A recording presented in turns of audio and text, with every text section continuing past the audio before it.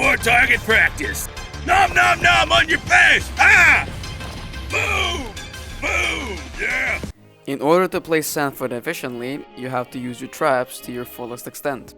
Naturally, of course, this means being able to play strategically, something that not a lot of people want to do.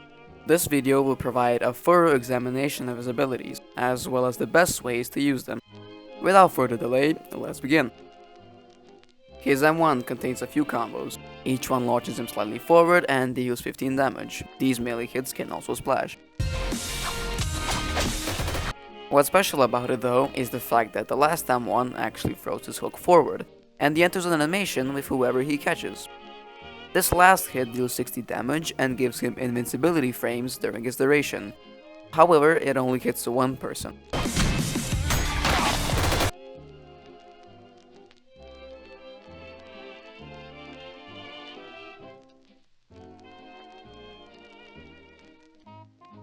While having low damage and is vulnerable to being shot, it has a very short cooldown and therefore it can be spammed in many areas, without many repercussions. It's placed wherever your cursor is, and as a bonus, it ragdolls the player that's hit.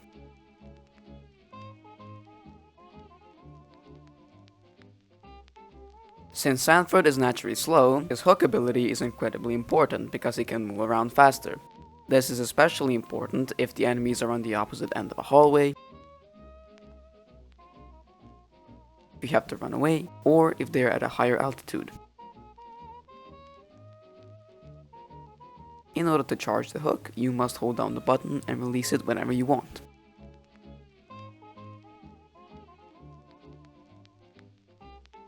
Like any shotgun, it is advisable to only use it at close range, as it has incredibly fast damage fall off. Despite this though, when used correctly up close, for example after finishing your melee combo completely, it can deal devastating damage.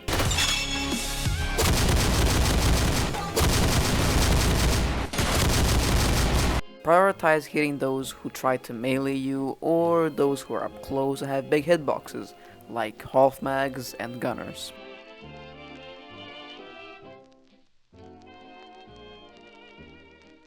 The C4 is undoubtedly the most devastating ability in his entire kit.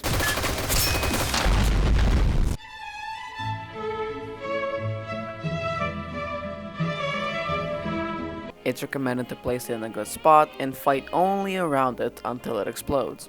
It has a timer of 25 seconds after it's placed, and this is the path I usually take at the start of the round.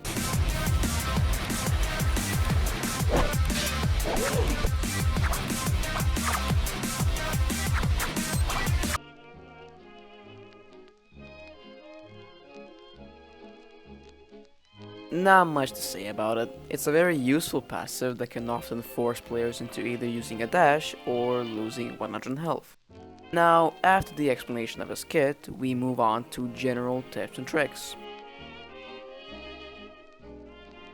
Never fight in your spawn or in an otherwise too open area. Stick to hallways and the area I showed previously where I placed the C4.